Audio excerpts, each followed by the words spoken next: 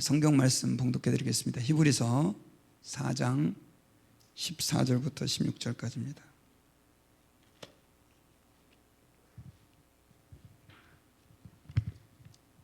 히브리서 4장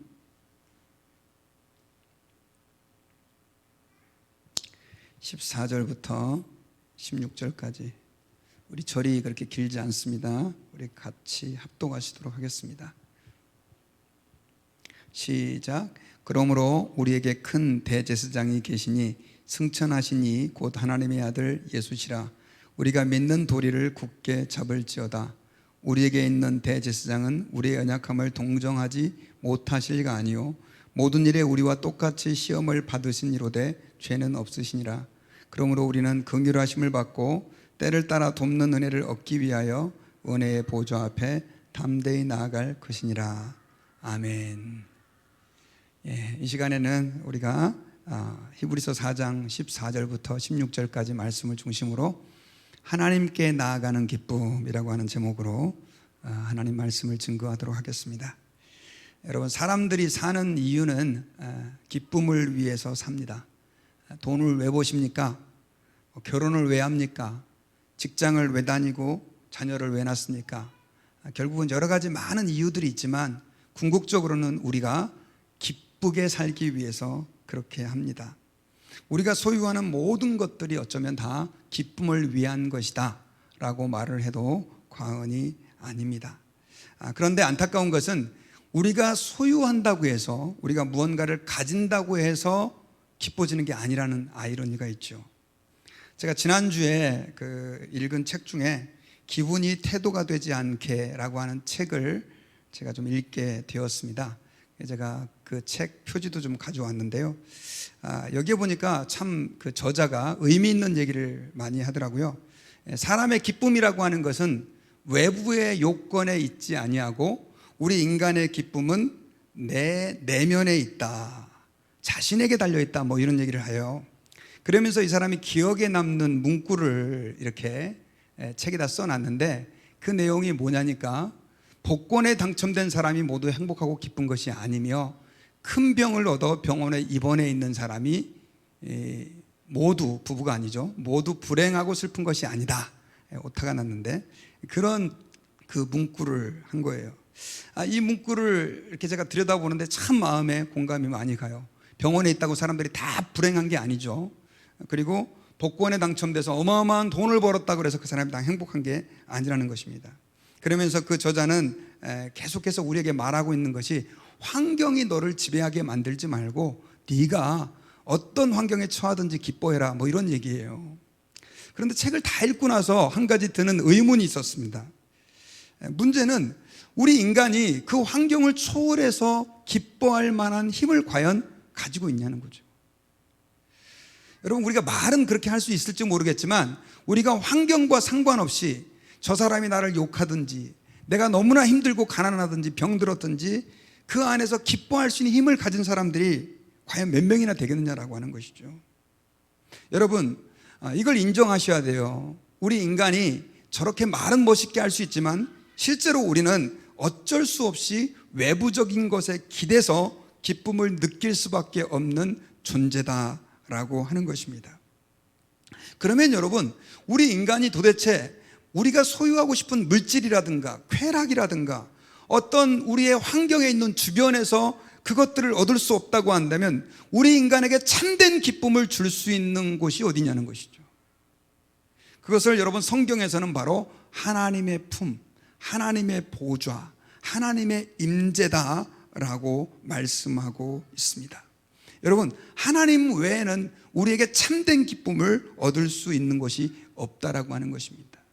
여러분, 많은 사람들이 생활이 편리해지고 우리가 뭔가를 좀 많이 가지게 되면 행복해지고 기뻐하며 살 수 있을 것 같지만 실제로는 그렇지 않습니다. 오히려 성경에서는 반대로 우리에게 얘기하는데 어떻게 얘기하고 있냐면 우리가 비록 가진 것들이 없고 불행한 환경에 처한다 할지라도 하나님의 임재를 경험할 수만 있다면, 하나님의 보좌 앞에서 하나님과 함께 할 수만 있다면 그 사람은 기뻐할 수 있다라고 하는 거죠.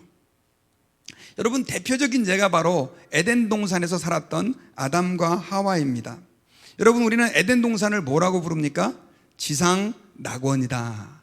천국이, 이 땅에 존재하는 천국이다. 이렇게 이야기를 합니다. 그런데 여러분, 에덴 동산이 지상 낙원이 될 수 있고 천국과 같은 곳이 될 수 있었던 것은 모든 게 풍족했기 때문만은 아니라는 거죠. 제가 한번 객관적으로 여러분 비교를 한번 해봤어요. 아담과 하와가 더 물질적으로 풍요로웠습니까? 먹을 것이 많았습니까? 요즘 현대인들이 그렇습니까?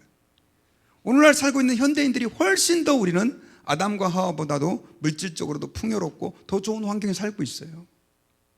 그런데 여러분, 아담과 하와가 있는 곳을 낙원이다, 천국이다라고 부를 수 있었던 것은 뭐냐면 하나님이 그곳에 임재했었고요, 그리고 아담과 하와는 죄를 짓기 전에 하나님과 늘 교제할 수 있었고 하나님과 함께 할 수 있었기 때문이다라고 하는 것입니다. 그러므로 저는 이 시간에 여러분들에게 말씀을 드리고 싶습니다. 비록 지금은 코로나로 인해 가지고 너무나 많은 사람들이 고통을 겪고 있습니다. 재정적인 문제, 또 외로움, 답답함, 그리고 사람에게서 참된 위로를 얻을 수조차도 없는 그런 안타까운 환경 속에서 살아가고 있는 사람들이 굉장히 많이 있습니다. 그러나 여러분, 우리가 이 시간에 지금까지 말씀드린 내용을 통해서 한 가지 좀 확인해보고 확신을 가져야 될 것은 뭐냐면 하나님 안에는 참된 기쁨과 만족과 평안이 있다라고 하는 것입니다. 그래서 오늘 말씀을 듣는 가운데 그러한 기쁨과 평강을 회복하는 저와 여러분들이 될 수 있기를 바랍니다. 오늘 본문에서 우리에게 권고하고 오늘 본문에서 우리에게 말씀하고 있는 게 바로 그런 내용이에요. 하나님 앞에 나아가면 당신이 참으로 기뻐하고 행복해질 수 있습니다 라고 하는 내용입니다. 여러분, 오늘 본문은요 AD 60년경에 쓰여졌습니다. 예수님이 승천하신 뒤 한 30년 정도 지난 시간인데요, 그때 그리스도인들은요 굉장히 힘들고 어려운 시간 속에서 살고 있었습니다. 많이 핍박을 받았습니다. 그리고 예수님을 믿는 그 신앙을 유대인들에게서도 인정을 못 받고 세상 사람들에게서도 인정을 못 받았습니다. 그러니까 신앙생활이라고 하는 것은 곧 핍박을 받는 것이다 라고 하는 그 등식이 성립이 됐던 것이죠. 그러다 보니까 사람들이 나 이렇게 힘들게 신앙생활을 못해 하면서 신앙을 포기하고 어떤 사람들은 유대교 신앙으로 돌아간 사람들도 생겼습니다. 이에 히브리서의 저자는 누구인지 분명치 않지만 아마 바울로 알려졌는데 뭐라고 얘기를 하냐면 우리의 믿는 도리이신, 우리의 믿는 그 복음의 근원이신 예수님을 우리가 붙잡아야 된다, 그 권면을 하고 있어요. 그러면서 예수님이 얼마나 위대하고 놀라운 분인지를 설명을 하는데 천사보다도 위대한 분이시고 예수 그리스도는 우리의 대제사장이 되신다, 그런 얘기들을 하고 있습니다. 그러면서 예수님을 통해서 우리가 이제는 비록 이 세상의 삶은 힘들지만 하나님께로 나아갈 수 있는 길이 열렸으니까 이제 그 하나님께 나아가라 라고 권면하고 있는 것입니다. 특별히 그 표현을 좀 어려운 표현으로 이렇게 썼습니다. 은혜의 보좌 앞으로 나아가라. 자, 그래서 히브리서 4장 16절에 보면요, 자, 같이 우리 한번 읽어봅시다. 시작. 그러므로 우리는 긍휼하심을 받고 때를 따라 돕는 은혜를 얻기 위하여 은혜의 보좌 앞에 담대히 나아갈 것이니라. 고통받는 사람들에게 참된 안식과 위로는 오직 어디라고요? 은혜의 보좌인데, 여러분, 그 은혜의 보좌라고 하는 의미는요 하나님의 축복이 있는 장소입니다. 하나님의 용서와 보호와 안위와 평강이 있는 그 장소를 얘기해요. 근데 그걸 갖다 은혜의 보좌라고 하는 말을 사용했는데, 보좌라고 하는 그 말은 의자라고 하는 뜻이에요. 하나님이 앉아 계시는 의자, 그곳으로 너희들이 가면 참된 축복을, 참된 기쁨을 경험할 수 있으니까 그 앞으로 나아가라라고 하는 것입니다. 여러분, 이 말은 사실은 그 구약 시대에 제사장들이 하나님의 임재 앞으로 나아가는 것과 비유해서 하신 말씀이에요. 지금 여러분, 우리는 하나님의 보좌 그러면 큰 의자가 있는 하늘에 이런 것들을 생각하지만 당시 유대인들은 하나님의 보좌를 어디로 인식을 했냐면 그 성소의 법궤, 그러니까 성막의 지성소의 법궤가 있는 곳으로 생각을 했어요. 그 법궤는요 대제사장들만 1년에 대속죄일 하루만 들어갈 수 있었어요. 그것도 그냥 들어갈 수가 없었어요. 꼭 피를 가지고 연기로 자기를 가리고 그렇게 들어가서 하나님을 섬기는, 그래서 그 하나님의 아까 지금 법궤에 보면은 그 천사들이 두 그룹들이 이렇게 날개를 펴고 있는데 그 중간 자리를 시은좌라고 그래가지고 하나님의 보좌, 하나님이 계시는 곳이라고 생각을 했다는 것이죠. 그런데 여러분, 거기에 가는 것은 어마어마한 영광이지만 또 반대로 얘기하면 그곳에 가는 것은 너무나 두렵고 힘든 일이었다라고 하는 것입니다. 그런데 오늘 본문에서 저자는 뭐라고 얘기를 하자면 그 하나님의 보좌로 들어가라 라고 얘기를 하고 있어요. 그게 어떻게 가능하게 됐냐? 바로 예수님께서 십자가에서 죽으심으로 우리가 이제는 죄인이고 하나님 아버지 앞에서 정말 거룩하지 못한 존재이고 하나님을 만나기에는 합당하지 않은 존재이지만 이제는 하나님의 영광을 경험하는 하나님의 보좌로 나아갈 수 있는 특권을 얻게 되었다라고 이야기를 하고 있습니다. 그러면서요, 오늘 아까 우리가 읽었던 본문에서는 구체적으로 우리가 그러면 그 보좌 앞에 나아가면 어떤 축복을 얻게 되느냐, 어떤 기쁨을 얻게 되느냐, 그게 두 가지로 설명을 했는데요. 그러면서 하나님께서는 이 보좌 앞으로 나아가라라고 히브리서 저자를 통해서 권면하고 계시는데, 그러면 구체적으로 우리가 어떤 축복을 얻게 되느냐? 첫째는 하나님께서는요, 우리가 보좌 앞으로 나아갈 때 그의 긍휼하심을 보여주세요. 긍휼하심을.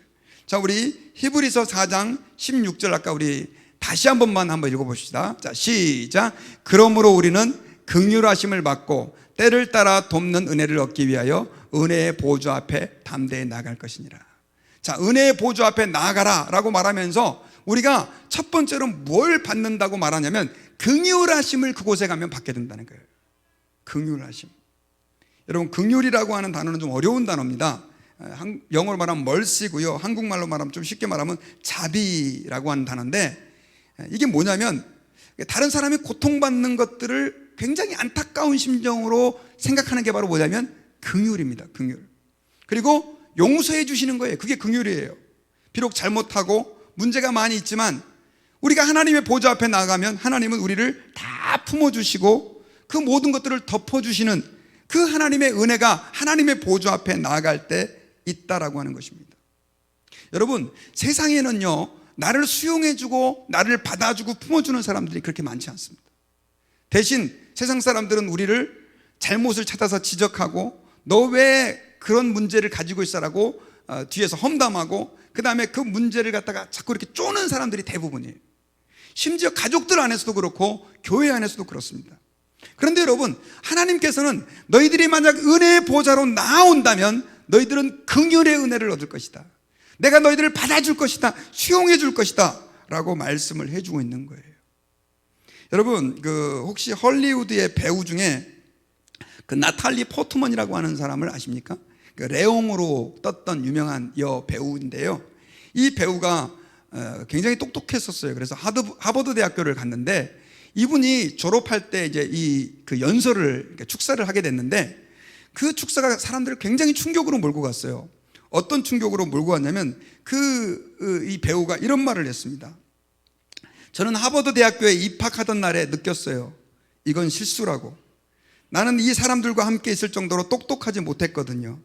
그 뒤로 저는 난 멍청한 배우가 아니야 라는 걸 증명하는데 너무 많은 애를 썼어요.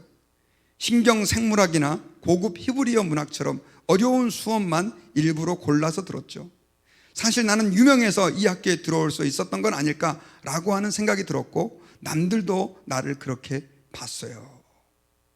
그러니까 사실 여러분 유명하다고 하버드 대학교에서 받아주고 그러지 않잖아요. 실력이 됐으니까 제가 볼 때 뽑아줬을 것 같은데 이 배우는 끊임없이 나는 아마 배우라서 유명해서 뽑아줬을 거야 라고 자기 자신에 대해서 신뢰를 못한 거예요.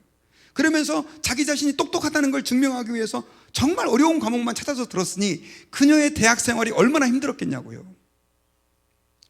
사람들이 근데 더 놀라운 건 이 배우의 고백 때문에 사람들이 그 배우의 고백에 나도 공감한다 이런 걸 너무너무 많이 얘기한 거예요. 실제로 여러분 1970년도에 임상 심리학자인 폴린과 수잔이라고 하는 사람이요, 사람들의 심리에 대해서 연구를 하면서 아주 굉장히 독특한 증상을 하나 발견했습니다. 그게 바로 뭐냐면 가면증후군이라는 거예요. 가면증후군. 이게 뭐냐면 이 사람이 실제로 굉장히 사람들이 생각할 때 유명하다고 생각하는 150명을 인터뷰를 했습니다. 사회적으로 성공하고 너무나 유명한 사람이에요. 그런데 그 여성들 대다수가 자기가 성공한 것들을 인정하지 못하고, 어떤 사람들은 정말 이름만 대면 다 알 수 있는 훌륭한 박사님이고 저명한 교수들도 포함되어 있었는데, 이 사람들이 하는 말이 입학사정까지 뭔가 실수해서 자기를 뽑은 것 같다, 혹은 운이 좋아서 시험을 잘 봐서 아마 그렇게 된 것 같다, 다 이러면서 자기 자신에 대해서 확신을 못 갖고 있더라는 거예요. 그러면서 그 폴린과 수잔이 그 증상을 뭐라고 얘기를 했냐면 가면증후군이다, 이런 얘기를 했어요.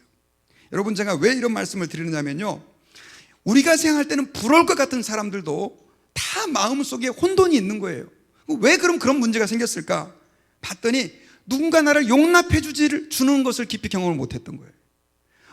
내가 너를 있는 모습 그대로 사랑한다, 내가 너의 모든 것들을 다 그대로 인정한다, 이런 진정한 그 용납을 경험해 보지 못했기 때문에 바로 이런 문제가 생긴다라고 하는 것입니다.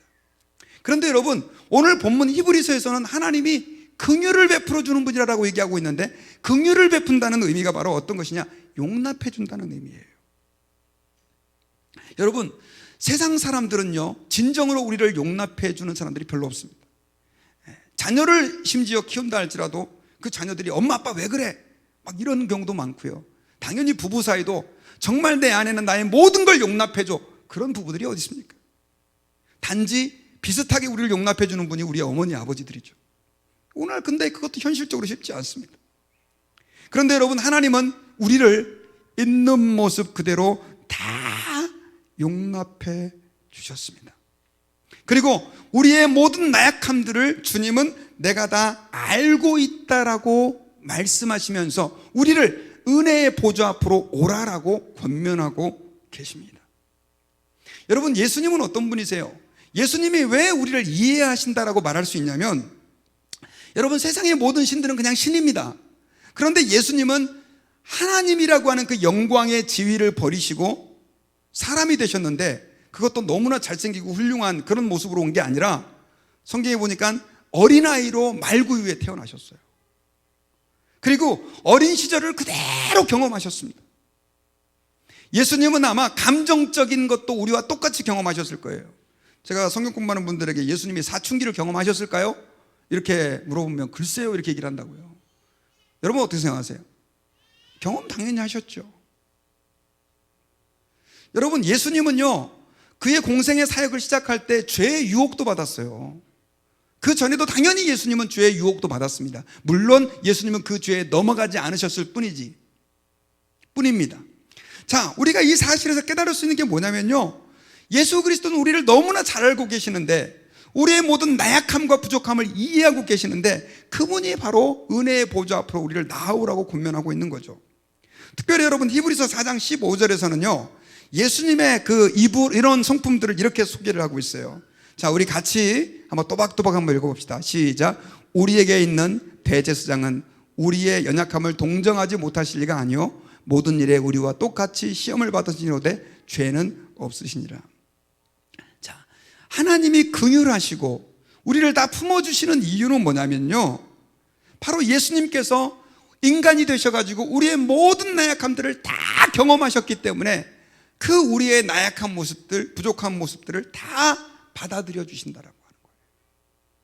특별히 하나님이 긍휼이 많고 자비가 많다, 이거는 그냥 우리가 신학교에서 배울 수 있는, 교회에서 성경 공부 시간에 배울 수 있는 몇 가지 내용이 아니에요. 정말 하나님은 우리를 이해하고 계신다는 거예요. 여러분, 이걸 믿으십니까? 한번 따라해 봅시다. 하나님은 나를 이해하신다. 여러분, 우리 교회도요 도너스 가게에서 일하시는 분들이 많이 계세요. 그리고 베이커로 일하시는 분들도 계신데, 제가 그 도너스 가게에서 일하시는 분들에 대해서 사실은 제가 미국에서 목회를 꽤 오래 하면서도 잘 몰랐어요. 저는 이런 생각을 했었어요. 야, 저분들이 한 2시에 나가가지고 아침 6시, 7시에 끝나니까 한 4-5시간 일하고, 야, 돈 꽤 많이 버니까 상당히 이거 괜찮은 직업이네, 그렇게 생각을 하고 있었어요. 그리고 도너스 갖다 주면 이렇게 흔한 걸 갖다 주시나, 먹긴 먹었지만 생각을 좀 하면서 이렇게 살아왔는데, 한 번은 그 한국에서 아는 목사님이 이렇게 오셔가지고 마땅히 이제 일을 좀 하셔야 되는데 소개할 데가 없어가지고 아는 분한테 도너스 가게를 한번 소개를 해드렸어요. 그래서 베이커를 좀 배우시도록. 그래가지고 제가 그분하고 같이 그 도너스 가게 일하는 데를 진짜 한번 가봤습니다. 가봤는데 이제 새벽 2시까지 가가지고요, 아침 6시까지 하는데, 저는 진짜 그 일이 그렇게 힘든지는 몰랐어요. 끝나고 아침 한 6시, 7시가 돼서 이제 나왔는데, 뭐 한 20분이 되면 그 가게에서 저희 집까지 20분인데, 운전하는데요, 나도 모르는 데 사이에 눈이 그냥 감겨버리는 거예요. 그러면서 제가 그때 깨달았어요. 야, 이거 정말 어려운 일이구나. 그 이후부터는 제가 이 베이커 분들을 보면요, 예전에는 아우 힘드시겠어요, 그냥 이렇게 멘트 날리듯이 그렇게 얘기했는데, 지금은 그렇지가 않아요. 아, 정말 힘드시겠어요. 그리고 그분들이 만드는 그 빵 하나하나가요, 그 예술스럽게 생각이 안 되는 거예요. 진짜 그렇게 생각합니다. 이게 바로 뭐냐면 공감이에요, 공감. 근데 저는 사실 한 달 동안, 뭐 1년 동안 일해본 것도 아니에요. 그분들의 수고를 잘 몰라요. 그냥 살짝 맛본 거예요. 그런데 여러분, 예수님은 어떤 분이라고 말씀하고 있냐면, 사람이 되셔서 30년간 우리와 똑같은 삶을 사셨고, 그분이 우리에게 말씀하시기를 내가 너를 안다, 내가 너의 모든 나약함을 이해한다라고 말씀을 하고 계시는 거예요. 그러니 여러분, 우리가 주님 앞에서 사람에게 용납받기를 기대하지 말고 어떻게 해야 됩니까? 은혜의 보좌 앞에 하나님에게 나가서 우리를 받아주시는 그분에게 우리를 맡길 때, 우리는 진정으로 이 땅에서 회복과 안식을 경험할 수 있게 되는 것입니다. 여러분, 저는 미국에서 목회를 좀 어린 나이에 시작을 했습니다. 처음에 목회를 해보니까 이민 목회가 별로 그렇게 어렵지 않은 것 같더라고요. 왜냐하면 사람들이 빨리 이렇게 많이 모였어요. 작은 교회인데. 그래서 목회를 참 재미있고, 뭐 이민 목회 별거 아니네라고 생각을 했었는데, 갑자기 교회에 큰 어려움이 왔습니다. 어떤 분이 좀 온 지 몇 달 안 된 분이 자꾸 장로로 세워달라고 그러니까 제가 좀 기다리라고 그랬는데, 그것 때문에 이제 교회에 쉽게 말하면 쿠데타가 일어났습니다. 그런데 그때 교인들이 꽤 있었는데, 놀라운 거는요, 그분이 자꾸 이제 사람들에게 저에 대해서 나쁜 얘기를 하는데, 문제는 저를 너무나 좋아했고, 심지어 목사님 최고입니다, 목사님 존경합니다, 목사님 하나님이 함께하는 분입니다 하던 분들이 다 저를 욕하는 거예요. 저는 그런 배신감을 처음 경험해 봤습니다. 여러분, 목회자가 목회 처음 하니 얼마나 교인들을 섬겼겠어요, 저희 집사람하고. 그런데 막 그런 얘기를 들으니까 막 너무너무 억울한 거예요. 막 심장이 터질 것 같아요. 견디기가 힘들어요. 그런데 심지어 어떤 생각까지 들었냐면, 내가 계속 목회를 할 수 있을까? 그런 생각이 들었습니다. 얼마나 힘들었는지. 근데 그때 성경을 읽다가요, 이 예수님을 부인하는 베드로의 이야기를 읽게 됐어요. 저는 그거 수십 번 설교도 했던 내용이거든요. 근데 그때 그 이야기가 저에게 완전 다른 이야기로 들리는 거예요. 그때 예수님은 베드로가 3번이나 예수님을 모른다고 부인하는 그 장면을 봤잖아요. 누가복음에 보면. 그때 예수님의 심정이 어땠을까?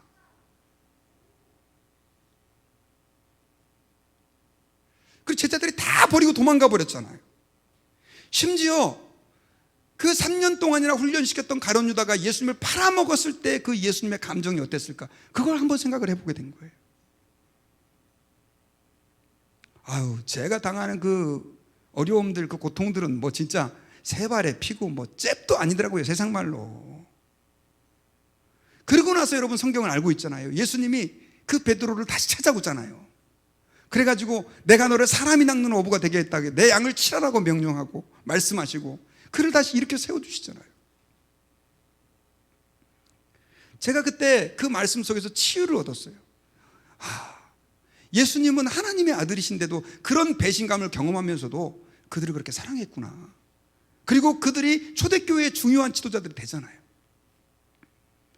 여러분, 저는 지금 제 얘기를 했지만요, 우리의 사정을 이해하시고 알고 계시는 주님을 여러분들의 삶 속에서 만날 수 있다고 한다면, 하나님은 여러분들의 모든 문제들의 해결자가 되어주시고, 또 여러분들을 정말로 말 그대로 이 땅 가운데서 기쁨 가운데 살아갈 수 있는 동력과 힘을 공급해 주실 것이라고 믿습니다. 여러분, 주님이 긍휼하시다라고 하는 것은 바로 그러한 의미가 포함되어 있습니다. 여러분, 예정론이라고 하는 우리 장로교는 중요한 교리를 받아들이고 있습니다. 이거 가지고 공격하기를 좋아하는 사람은, 하나님이 구원받을 자를 예정했으니까 전도가 필요 없다는 얘기냐, 그리고 하나님이 너무 불공평하지 않느냐, 뭐 이런 얘기들 많이 해요. 그런데 저는 여러분, 그 예정론 있잖아요, predestination, 저는 그 교리가 너무 좋아요. 왜냐하면 여러분, 하나님이 우리를 사랑해 주시고 용납해 주실 때는요, 우리의 모든 악한 행위까지 다 포함하고 있다는 사실이에요. 우리가 뭘 잘했느냐 못했느냐를 갖고 우리를 구원하는 게 아니라는 거죠. 오직 하나님의 은혜를 가지고 우리를 구원했다라고 하는 것입니다. 대표적으로 보여주는 게 뭐예요? 돌아온 탕자 얘기 아닙니까? 누가복음 15장에 나오는. 둘째 아들은요, 정말 나쁜 놈입니다. 아버지가 돌아가시지도 않았는데, 아버지 나 상속받을 거 있죠? 그거 주세요. 나중에 그 돈 가지고 어떻게 합니까? 도박으로 탕진하고 장녀들에게 그 돈 다 갖다 바치고 빈털털이 거지가 돼가지고 집에 돌아왔어요. 보통 사람 같으면 어떻게 합니까, 여러분? 이놈의 자식이 네가 그러고도 우리 집에 기어들어와? 꺼져! 이렇게 얘기했을 거 아니에요. 근데 그 아버지는 어떻게 해요? 따지지를 않아요. 그냥 있는 모습 그대로 그냥 내 자식 돌아왔다고 그러고 너무 기뻐가지고 반지 끼워주고 동네 사람들 불러서 잔치하고. 여러분, 하나님이 바로 그런 분이세요. 그분 앞에 나아가시기를 바랍니다. 내가 내 자신을 생각할 때 나는 내가 목사이고 장로이고 집사이고 권사인데 나는 왜 이거밖에 안 돼? 우리는 그렇게 생각할 수 있을지 모르겠어요. 그러나 여러분, 우리가 하나님 아버지 앞에 나아가잖아요. 그러면 주님은 자리를 뒤로 털치고 일어나서 우리를 부둥켜 안아주시고 우리의 아픔을 위로해 주시고 우리의 상처를 낫게 해주시고 치료해 주시는 그런 긍휼하신 하나님이라는 사실을 여러분 믿으시기를 바랍니다. 그리고 오늘 본문에서 두 번째로 우리가 주님의 보좌 앞에 나아갈 수 있을 때 누리는 특권은 뭐냐면 때를 따라 돕는 은혜를 경험해요. 때를 따라 돕는 은혜. 자, 아까 우리 읽었던 본문인데요, 우리 노란 부분에 다시 한번 포커스를 맞춰서 한 번 더 읽어봅시다. 시작. 그러므로 우리는 긍휼하심을 받고 때를 따라 돕는 은혜를 얻기 위하여 은혜의 보좌 앞에 담대하게 나갈 것이니라. 자, 아까는 긍휼하심을 받기 위해 주님 앞에 나갑니다. 이번에는 뭘 하기 위해서요? 때를 따라 돕는 은혜. 여러분, 때를 따라 돕는다는 말은 원문으로 보면 유카이론이라고 하는 단어가 쓰였어요. 이건 이런 뜻입니다. 때를 잘 맞춰서, 그런 뜻이에요. 쉽게 말하면 아주 적절하게 주님이 우리를 도와준다는 뜻이에요. 여러분, 주님 앞에 나아갈 때요, 주님은요 우리를 도와주시는 하나님이에요. 믿습니까? 여러분, 이스라엘에는요 거기가 아주 기후가 이상해가지고 1년에 큰 비가 2번밖에 안 내립니다. 그래서 이른 비와 늦은 비가 있는데, 이른 비는 가을에 내리고 늦은 비는 봄에 내려요. 근데 이 비 때문에 씨를 뿌리고 추수를 하는 거예요. 이 비가 없으면, 그들은 이 비가 적절하게 내리지 않으면 농사를 지을 수가 없어요. 그런데 하나님께서는 그 이른 비와 늦은 비를 그들의 적절한 때에 내려주시듯이 우리의 삶의 필요와 우리 삶의 문제를 도와주시는 하나님이다라고 하는 것입니다. 특별히 여러분, 돕는 은혜, 도와주신다, 돕는 은혜를 얻기 위해서 그랬는데, 이 도와준다라고 하는 말은 원문을 보면 보에데이안 뭐 이런 단어가 쓰였어요. 근데 이거는 이런 뜻이에요. 돕기 위해 달려간다. 원문을 보면 뭐 하기 위해요? 돕기 위해 달려간다. 하나님이 우리를 도와주시는데 돕기 위해 우리에게 달려오시는, 이거는 여러분 여기서 유래됐대요. 옛날에, 요즘은 여러분 아프면 어떻게 됩니까? 병원 가잖아요. 근데 옛날에는 병원이 없었을 때예요. 병원이 그렇게 잘 돼 있지 않았을 때니까 무슨 문제가 생기잖아요. 그러면 사람들이 누구를 찾아갑니까? 의사를 찾아가요. 그럼 뭐 새벽 2시고 3시고 할 것 없이 의사가 위급한 환자가 있습니다. 그럼 어떻게 합니까? 이 보따리 챙겨가지고 그거 해가지고 어떻게 해요? 환자에게 달려가는 거예요. 여러분, 오늘 본문에 나오는 돕는 은혜라고 하는 그 말은 이 의사가 환자를 돕기 위해서 달려가는 그 상황을 염두에 두고 쓴 말이래요. 여러분, 하나님이 우리를 도와주시는 것을 믿습니까? 그리고 하나님이 우리를 도와주시는데 하나님 아버지 앞에 나오는 자들은 하나님이 조건 없이 도와주신다는 거예요. 옛날에 여러분, 왕이 다스리던 시대에 일반 서민이 왕 앞에 나가가지고 자기가 이렇게 억울합니다, 왕이시여 나를 도와주소서 할 수 있었습니까? 불가능했습니다. 오늘같이 발달된 시대에도요, 우리가 대통령을 만나고 싶어요. 트럼프 대통령님 좀 도와주세요. 한국의 문재인 대통령님 좀 도와주세요. 안 됩니다, 여러분. 요즘같이 발달된 시대에도요, 변호사를 통해서도 무슨 문제를 해결하려고 그러면 돈을 몇만 불씩 몇십만 불씩 요구하잖아요. 그런데 우주의 주인이시고 전능하시고 우리를 너무나 사랑하시는 하나님께서 너희가 나의 은혜의 보좌 앞으로 나오기만 하면 내가 너희를 도와주겠다. 이럴 때는 아멘 한번 하셔야죠. 예, 아멘. 여러분, 이사야서 55장 1절에서는요 주님이 이런 말씀을 하셨어요. 자, 요한복음 6장 37절과요. 자, 같이 한번 읽어봅시다. 시작. 오라 너희 목마른 자들아 물로 나아오라. 돈 없는 자도 오라. 너희는 와서 사 먹되 돈 없이 값없이 와서 포도주와 젖을 사라. 요한복음은 아버지께서 내게 주시는 자는 다 내게로 올 것이요 내게 오는 자는 내가 결코 내쫓지 아니하리라. 여러분, 우리를 받아주시는 주님, 결코 우리를 외면하지 아니하시는 주님. 너는 보니까 너무 못생겼어. 너는 보니까 너무 나이가 늙었어. 너는 보니까 성경을 너무 안 읽어. 너는 보니까 왜 기도 시간이 그거밖에 안 돼? 너 퇴짜. 그렇게 하지 않으신다는 거예요. 주님에게 오는 자들은 주님이 어떻게 하신다고요? 결코 내쫓지 않으신다는 거예요. 그러니 여러분, 당연히 우리가 은혜의 보좌 앞으로 나아가야 됩니다. 은혜의 보좌 앞으로 나아간다고 하는 것은 저는 하나님 아버지 앞에 예배를 통해 나아간다는 것이고, 또한 기도를 통해서 우리 삶의 문제를 가지고 하나님께 나아간다는 걸 의미해요. 여러분들은 여러분들의 삶에 닥치는 모든 문제와 아픔을 가지고 하나님께 나아가 보신 적 있으십니까? 제가 여러분 캐몬스 윌슨이라고 하는 사람의 이야기를 여러분들에게 좀 들려드리려고 합니다. 슬라이드 나중에 보여주세요. 이 사람이 미국의 그 제재소는 종이를 만드는 곳인데 거기에 직원이었는데, 어느 날 아침에 출근을 해보니까 그 책상 위에 You fired, 해고 통지서가 딱 놓여 있는 거예요. 아무런 설명 없이 갑자기 잘리니까 너무 화가 난 거예요. 그래가지고 내가 이 사장과 회사에 반드시 복수를 해야지, 그런 마음이 막 생겼습니다. 그래가지고 어떤 생각을 했냐면 그 제재소 옆에다가 똑같은 제재소를 만들어서 저 사람을 쫄딱 망하게 만들어 버려야 되겠다, 그런 생각을 하게 됐는데 결국은 포기했대요. 돈이 없어가지고. 그러니 얼마나 억울합니까? 그러다가 나중엔 자포자기한 나머지 집을 떠나갖고 여러 달을 이렇게 방황을 하는데 이 자기 마음의 이 분노심이 컨트롤이 안 되는 거예요. 가진 돈 다 써버리고 나중에는 빈털터리로 아내에게 돌아와가지고 이렇게 얘기를 했습니다. 여보, 난 자살하고 싶어. 내가 할 수 있는 모든 것들을 다 해봤지만 아무것도 되는 일이 없어. 이렇게 말을 했습니다. 그때 아내가 남편을 향해서 이렇게 얘기를 해요. 여보, 당신이 한 가지 시도하지 않은 일이 있는데 당신이 처한 이 상황과 문제에 대해서 하나님께 진지하게 한번 기도해 보시지 않겠습니까? 그래가지고 남편이 그 아내의 말에 감동을 받았습니다. 그래, 맞아. 내가 이렇게 힘들어했지만 하나님 앞에 진지하게 기도해 본 적은 없어 하면서 이제 그 후부터 아내와 함께 기도하기를 시작을 했습니다. 근데 며칠 동안 기도하는 가운데 신기한 일이 일어났어요. 그렇게 그 직장 상사가 믿고 회사가 미웠는데 그 복수심이 누그러뜨려진 거예요. 그러면서 기도하는 가운데 한 가지 아이디어가 생각이 났어요. 내가 소질이 좀 있으니까 건축회사를 하나 만들어야지 해가지고 건축회사를 하나 만들게 됐는데, 자기가 가지고 있었던 그 작은 집을 은행에 담보로 맡기고 돈을 빌려서 건축회사를 시작을 했습니다. 그런데 여러분, 하나님이 축복을 해주셔가지고 5년 만에 그 회사가 너무나 건강하게 잘 큰 거예요. 오히려 그 전에 직장 생활 했을 때보다도 훨씬 더 괜찮은 회사를 얻게 된 거예요.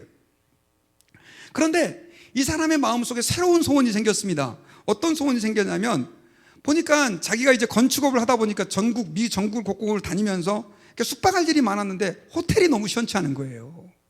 어떤 호텔은 너무 비싸고, 싼 호텔에 갔더니 막 바퀴벌레가 드글드글하고 배드버그부터 시작해서 잠잘 수가 없고, 그러면서 이 사람이 하나님 앞에서 이렇게 기도를 했습니다. 하나님, 제가 건축을 하면서 여러 곳을 여행하다 보니까 마음에 드는 호텔이 없습니다. 좋은 호텔은 있지만 너무 비싸고, 작은 호텔은 너무 분위기가 좋지 않더군요. 제가 호텔을 한번 지어보고 싶습니다. 저는 사람들에게 좋은 서비스를 하고 아주 깨끗하고 적절한 가격에 쉼을 제공할 수 있는 그런 호텔을 짓고 싶습니다. 그렇게 해서 그 사람이 작은 호텔을 하나 지었습니다. 그런데 그 호텔이 시작이 돼가지고 전 세계에 수십만 개의 호텔이 생기게 됐는데, 그 호텔이 바로 제가 그림을 가져왔는데 할로데이인이에요. 할로데이. 여러분 아시죠? 할로데이. 저는 멤버십도 가지고 있어요. 그러면서 저기에 보니까 30만 개의 침대를 가진 사나이, 이렇게 이제 얘기를 나왔어요. 여러분, 이 사람이 만약에 하나님 아버지 앞에 나아가지 않았다면, 은혜의 보좌 앞에 나아가지 않았다면 그는 거기서 끝났을 겁니다. 저는 이렇게 큰 기업의 회장이 됐다, 그 얘기를 하려고 그러는 게 아니에요. 여러분, 하나님 아버지 앞에 저와 여러분들은 수많은 삶의 문제점들이 있습니다. 그런데 진지하게 여러분들은 하나님께 나아가 보셨습니까? 하나님께 나아갈 때 주님은 우리를 외면하지 아니하시고 우리의 문제를 도와주심을 믿으시기 바랍니다. 자, 그러면 우리가 하나님 아버지 앞에 어떻게 나아가야 되느냐? 오늘 성경에서는요, 하나님께 나아갈 때 한 가지 방법을 우리에게 제시해 주고 있어요. 그게 바로 뭐냐면 담대하게 하나님께 나아가라는 것입니다. 담대하게. 자, 아까 우리 4장 16절인데요. 자, 우리 한 번만 더 읽읍시다. 시작. 그러므로 우리는 긍휼하심을 받고 때를 따라 돕는 은혜를 얻기 위하여 은혜의 보좌 앞에 어떻게 나아가라고요? 담대히 나아가라라는 거예요. 담대하라라고 하는 말은 그 헬라어의 파레이시아라고 하는 말에서 왔어요. 이 말은 자유롭게, 자유라고 하는 뜻이에요. 하나님 아버지 앞에 나아갈 때 어떻게 하라고요? 자유롭게 나가라는 거예요. 여러분, 이 말이 우리에게는 별로 그렇게 가슴에 와 닿지 않을지 모르겠지만 이 당시 히브리서를 읽고 있었던 사람들에게는 어마어마하게 놀라운 얘기예요. 왜냐하면 아까 제가 서두에 잠깐 말씀드렸지만 이스라엘 백성들이 은혜의 보좌라고 하는 그 시은좌라고 하는 곳에 나아간다라고 하는 것은 불가능한 일이었습니다. 제사장들만, 그것도 1년의 대속죄일 하루만 들어가서, 그것도 그냥 들어가는 게 아니라 연기로 자기가 보이지 않게 가리고요, 일주일 동안 정결의식을 거치고 피를 가지고 나가도 죽을 똥말똥입니다. 제사장들은 너무 두려워했어요, 하나님께 나아가는 걸. 왜냐하면 거룩하지 않은 사람은 하나님이 죽이시거든요. 그러니까 하나님의 보좌 앞에 나아간다라고 하는 것은 너무나 두렵고 떨리는 일인데, 오늘 본문에서는 은혜의 보좌 앞에 어떻게 나아가라고요? 담대히 나가래, 담대히. 여러분, 이게 어떻게 가능해졌냐? 바로 예수님께서 십자가에서 피 흘려 죽으심으로 이제는 누구든지 그 예수 그리스도의 피를 힘입어 예수 그리스도를 믿는 사람들은 하나님의 은혜의 보좌 앞에 누구든지 언제든지 어떤 사람이든지 나갈 수 있게 됨을 믿으시기를 바랍니다. 그래서 여러분, 저와 여러분들이 예수 그리스도를 믿는다면 이제는 우리는 하나님 앞에 담대히 나아가야 돼요. 그 특권을 버려서는 안 돼요. 누려야 돼요. 누려야 돼요. 여러분, 만약에 트럼프 대통령 싫어하는 분들은 좀 죄송합니다만은 뭐 싫어하는 사람이 너무 많아서, 그런데 이분이 여러분들을 백악관으로 초청을 했습니다. 초청장을 보내준 거예요. 백악관으로 오십시오. 저녁 만찬을 대접해드리고 큰 상금을 드리겠습니다. 초청장을 딱 받았어요. 그러면 여러분들이 비행기를 타고 비행기표까지 다 끊어서 보낸 거예요. 백악관에 도착을 했을 때 쫄겠습니까? 내가 여기로 어떻게 들어가지? 이렇게 생각 안 할 거 아니에요. 당당하게 정문에 가가지고 아유, 나 문 좀 열어주세요. 어디서 오셨습니까? 예, 트럼프 대통령 초청장 가지고 왔습니다. 아, 그러십니까? 이쪽으로 들으시죠. 이렇게 얘기하는데 그 초청장을 갖고도 쫄아가지고 이거 가야 되나 말아야 되나 이렇게 하면 안 되잖아요.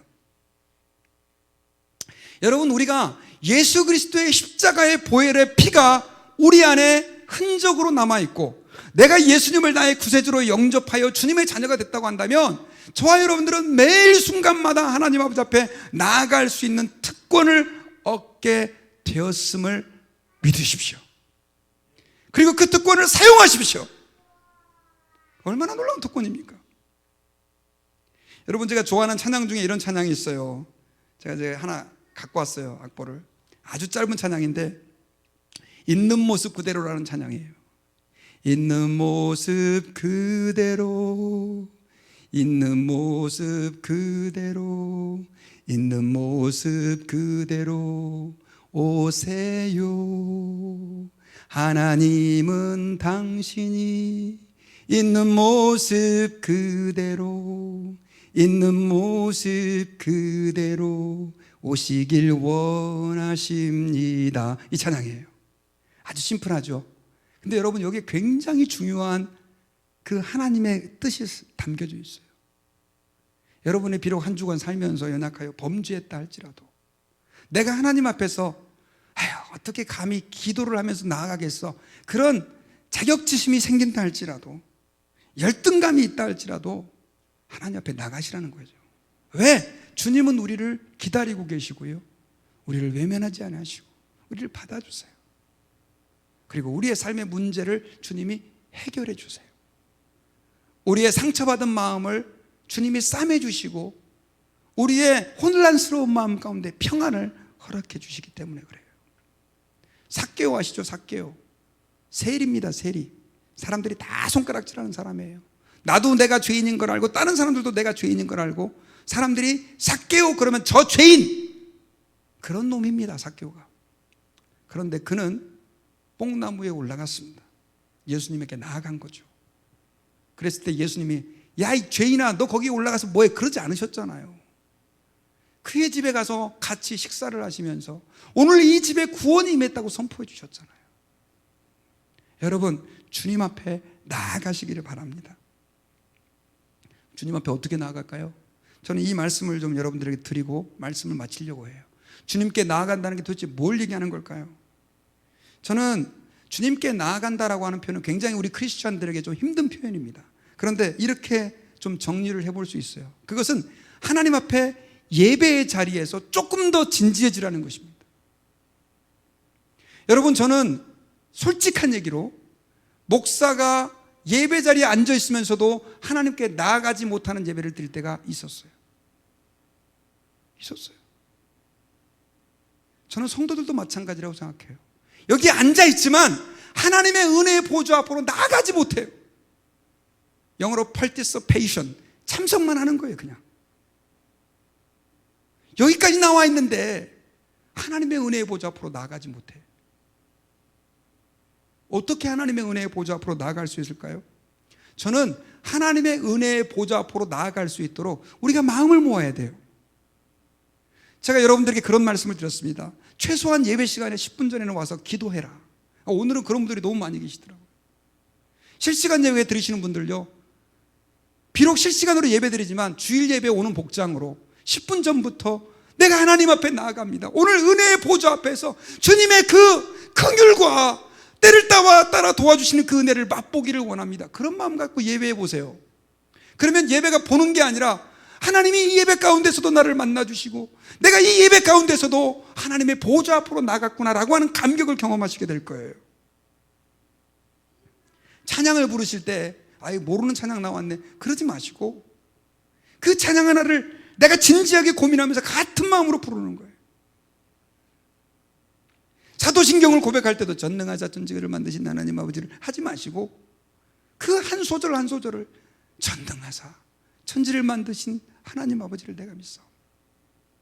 오늘 오장로님 대표기도를 은혜스럽게 했는데 우리 교회에 나 대표기도 하시는 분들 너무 은혜스러워요. 감사해요. 진짜 얼마나 그냥 기도가 은혜스러운지 몰라. 근데 대표기도 시작했으니까 이제 자야지. 저도 옛날에 그런 적 있었어요. 왜냐하면 아무도 뭐라고 안 하잖아요.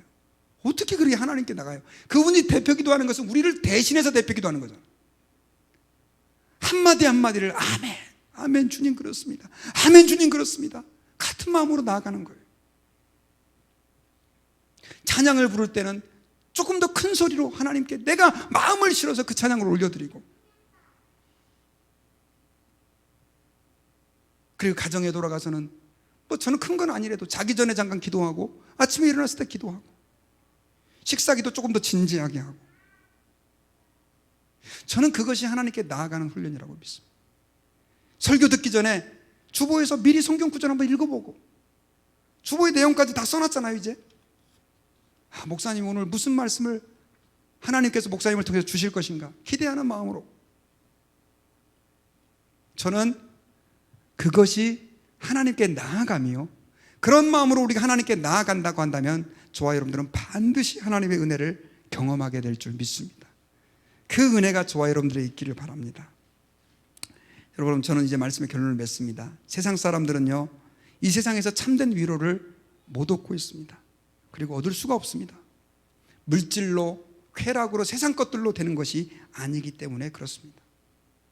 특별히 고통받고 있는 하나님의 사람들에게 참된 위로와 만족은 오직 하나님의 보좌, 그분의 임재밖에 없습니다.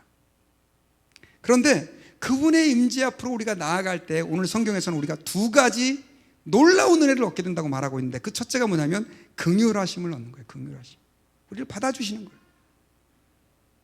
또 한 가지는 때를 따라 도와주신다고 얘기하고 있어요. 때를 따라. 그러니 성경에서는 우리에게 담대하게 그의 보좌 앞으로 나아가라라고 우리에게 권면하고 있음을 여러분 믿으시기를 바랍니다. 우리 같이 이 시간에 한번 찬양할 때예요. 이 찬양은 여러분들 잘 알고 있는 찬양일 겁니다. 우리 보좌 앞에 모였네 함께 주를 찬양하며 하나님의 사랑 그 아들 주셨네 그의 피로 우리 구원받았네. 그냥 부르지 마시고요, 한번 따라해 봅시다. 그의 피로 우리 구원받았네. 예, 그 고백 가지고요. 그래서 우리 주님 보좌 앞에 이 찬양 부르면서 우리 같이 한번 나아가십시다. 우리 같이 한번 찬양 드리겠습니다.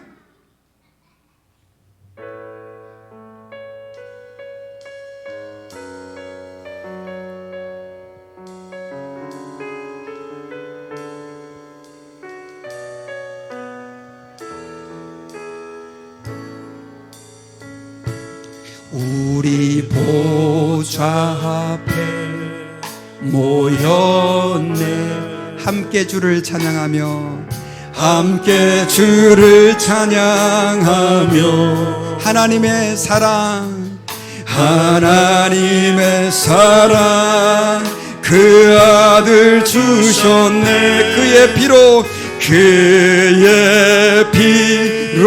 우린 구원받았네. 십자가에서 쏟으신 그 사랑 강같이 온 땅에 흘러 각 나라와 족속 백성 망원에 구원받고 주 경배드리네.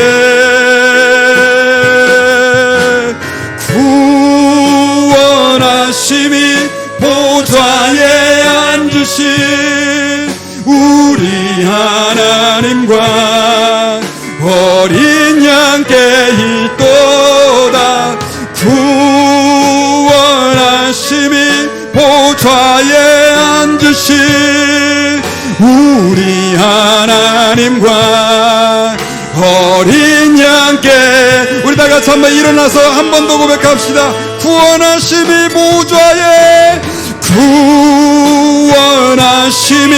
보좌에 앉으신 우리 하나님과 어린 양께 있도다.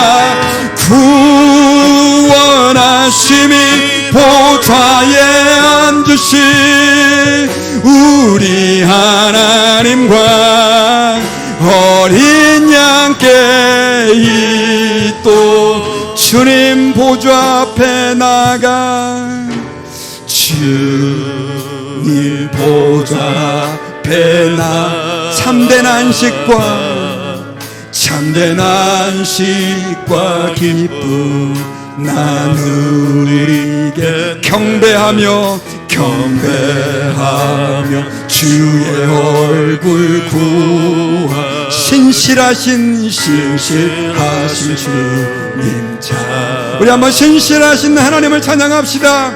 신실하신 하나님 신실하신 주 나의 주 하나님은 신실하신 우리 한 번 더 신실하신 하나님 할렐루야. 신실하신 주 나의 주 하나님은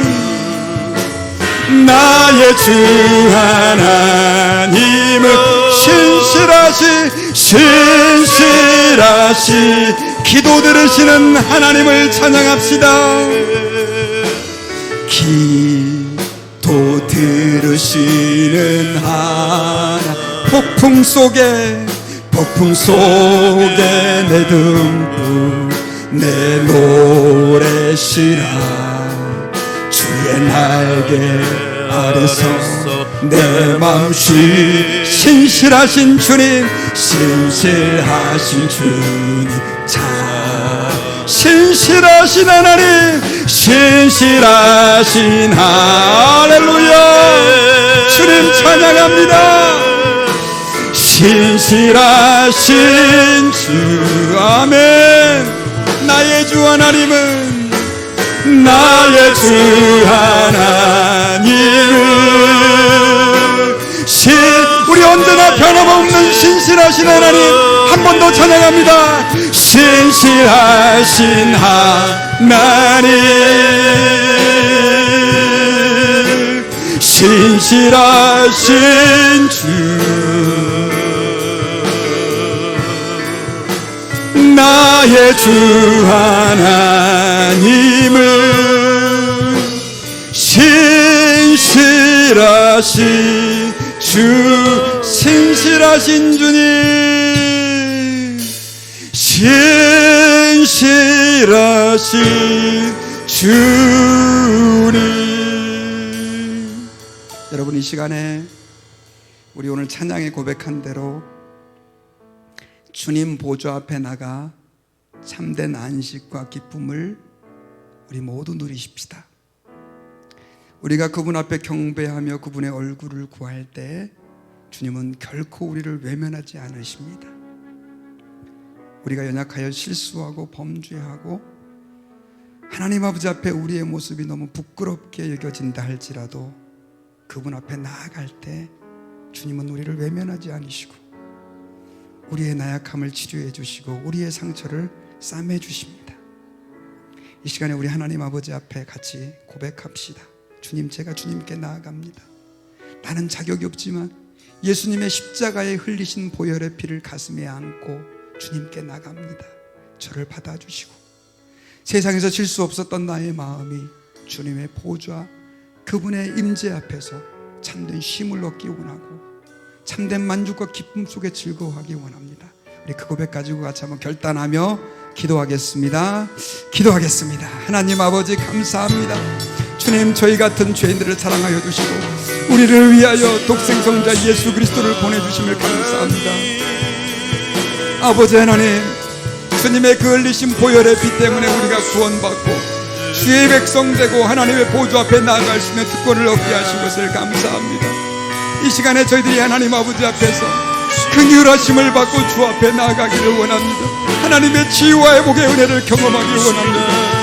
하나님, 우리의 영혼이 너무나 목마릅니다.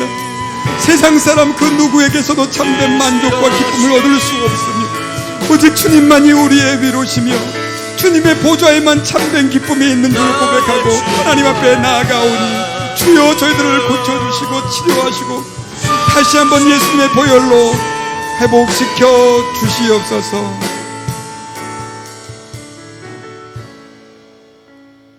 하나님, 저희들이 우리 자신을 돌아볼 때는 아무런 자격이 없지만 우리를 사랑하셔서 독생자 예수 그리스도를 십자가에 내어주셔서 그 보혈의 피를 우리에게 옷 입혀주신 하나님의 은혜를 바라보고 또 믿으며 담대하게 주 앞으로 나아갑니다. 주님, 저희들의 상한 마음, 나약한 마음 그대로 가지고 나아가오니 저희를 치료해 주시고 회복시켜 주시고 하나님, 저희가 다시 한번 주의 임재 안에서 참된 만족과 기쁨 가운데 주의 백성으로 살아가기를 간절히 소망합니다. 특별히 환경 때문에 너무나 지쳐 낙심해 있는 주의 자녀들 있다면 하나님 특별히 그들을 만나 주셔서 회복시켜 주시고 주의 능력으로 그들의 마음 가운데 어려운 중에도 주시는 주의 기쁨을 소유할 수 있게 도와주옵소서. 지금은 우리를 위하여 십자가에 못 박혀 죽으시고 부활하신 예수 그리스도의 은혜와 하나님 아버지의 큰 사랑과 성령님의 감동, 감화, 교통하심이 오늘 말씀을 듣고 하나님의 그 은혜의 보좌 앞으로 긍휼하심을 바라고 때를 따라 도우시는 은혜를 구하며 담대하게 나아가기를 원하는 우리 주의 자녀들과 또 우리 네팔 선교지와 지금도 함께 예배하는 모든 이 땅의 교회들 위해 이제로부터 영원 무궁토록 함께 계실지어다. 아멘.